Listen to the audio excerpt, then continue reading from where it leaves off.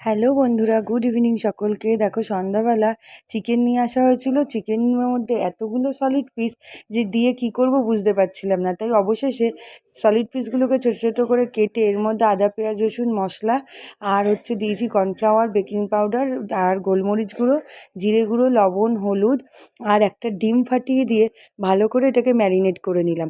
নিয়ে 1 ঘন্টা মতো রেখে দিয়েছিলাম।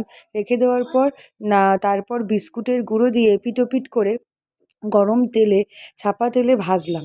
ভেজে একদম মানে ক্রাঞ্চি চিকেন পকোড়া তৈরি হয়ে গেল আমার। আর খেতেও দুর্দান্ত টেস্ট হয়েছিল। শসা, পেঁয়াজ, কাঁচা লঙ্কা, টমেটো সস দিয়ে নিয়ে বসে গেছি আজকে চিকেন পকোড়া খেতে। আর চিকেন পকোড়াগুলো সত্যিই খুব টেস্ট হয়েছিল। এরকম বাড়িতে যদি কখনো সলিড পিস বেশি নিয়ে চলে আসে, তোমরাও এরকম করে পকোড়া বানিয়ে খেয়ে নিও, খুব ভালো লাগবে।